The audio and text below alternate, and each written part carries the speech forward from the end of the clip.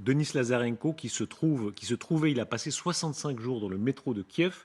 Et je vous annonce la nouvelle, il s'est marié Oh entre-temps. Voilà, là! on reçoit les images, évidemment, avec les couleurs ukrainiennes, Denise, qui est jaune et formidable. Avec bleu. Vyshivanka, oui, c'est Voilà, la se fille sont des ukrainienne. habitués de cette émission depuis le début de la guerre, donc ils se sont mariés tout à l'heure. On va voir même la vidéo. Et vous êtes avec nous. Félicitations. Voilà.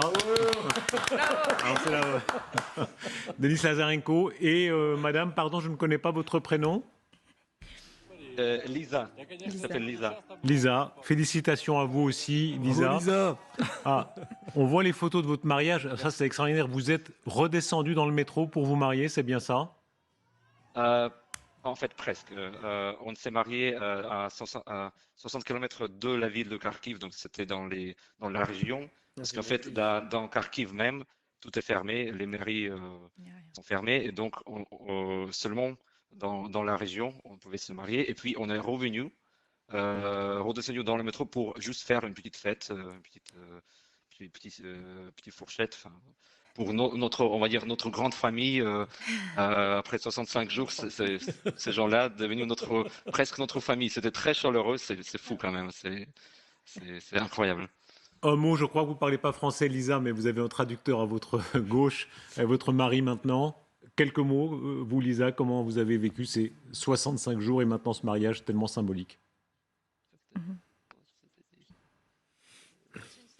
Très difficile, mais ensemble, on est ensemble. Voilà. Surmonté. On peut tout résister ensemble, on peut tout, comment dire, enfin, tout ce qui se passe quand on est ensemble, c'est plus facile. Vous avez déjà eu le pire, on vous souhaite le meilleur. Oui. Voilà, là on vous jette du riz là, sur ce plateau, hein, du riz mental. Oui. Denis Lazarenko, Elisa, l'épreuve tout de même, on voit le côté souriant, la tenue, etc. Mais 65 jours, 2 mois, plus de 2 mois sous terre, comment ça s'est passé? Euh, un peu difficile, je peux vous dire, à 65 jours dans le métro. Aujourd'hui, en fait, c'est justement après le mariage, on est allé à Dnipro. Donc, les bénévoles nous ont emmenés, enfin, en fait, ceux qui ont fait le transport, enfin, le, le conducteur, lui, il nous a amenés à Dnipro juste pour nous faire un petit break, enfin, juste pour changer on va dire, changer l'air, parce qu'ici, c'est moins, on va dire, moins dangereux. Dnipro continue, la vie semble plus normale qu'à Kharkiv. Du coup, pour la première fois depuis 65 jours, on va dormir pas dans le métro et sur le lit. Donc, c'est déjà, ça change beaucoup. Et je peux vous dire que 65 jours dormir enfin, par terre et avec la lumière allumée tout le temps, c'est un peu difficile quand même. Et je pense que Lisa, elle est d'accord avec moi sur ça, que là, on va retrouver pour un petit week-end, on va retrouver, on va dire, la vie presque normale dans l'hôtel, mais bon.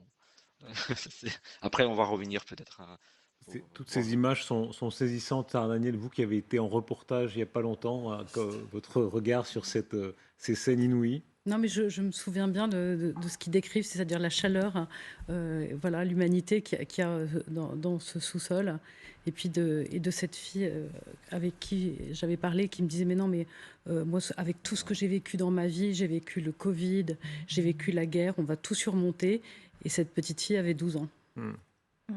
On grandit. Mais oui, l'organisation est absolument incroyable. Un mot sur les autres, Denis Lazarenko. Vous avez un humour visiblement à toute épreuve. On a pu le tester pendant 2 mois, mais est-ce que pour d'autres, c'était beaucoup plus dur? Est-ce que selon les caractères, ça a été une épreuve beaucoup plus durement subie? Oui, je crois que pour les autres, on va dire,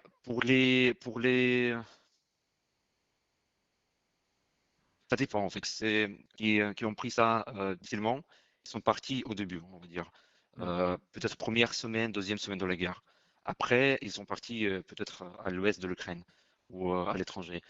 Pour ceux qui sont restés, pour ceux qui restent depuis 2 mois, je crois qu'on est plus ou moins sur la même, on va dire, longueur d'onde. Donc, c'est plus ou moins les gens optimistes, euh, avec les degrés différents de l'optimisme, mais voilà, après, avec ce genre de fêtes, il y a les concerts, il y a enfin, les petits spectacles aussi, donc du coup, la vie essaie de continuer presque, entre guillemets, normalement, mais pour juste, comment dire, comment dire, pour que les gens se sentent pas tant Presque dépressés, normal. parce qu'on est sous-sol, presque normal, oui. Donc du coup, franchement, là, c'était presque comme si on a fait le mariage normal, entre guillemets, parce qu'il y avait la table, il y avait la musique, bien sûr, pas très volumineux, on va dire, pas trop de nourriture et tout, mais bon, juste un petit fête, enfin, un petit 2-3 heures, mais c'était magnifique, c'était très chaleureux. On sentait que ces gens-là que nous connaissent, on connaît ces gens-là depuis 2 mois, mais c'est comme si c'était notre peut-être, je sais pas, grand-mère, enfin, ou je sais pas, cousine. C'était très, c'est incroyable. Enfin, ils nous ont fait même les présents, enfin, ils nous ont Des présenté cadeaux. Les cadeaux. trucs, c'est fou, hein. Et les cadeaux, oui, les cadeaux, pardon. Et il y avait le maire de la ville, le maire de Kharkiv, qui est venu nous féliciter. C'était aussi très.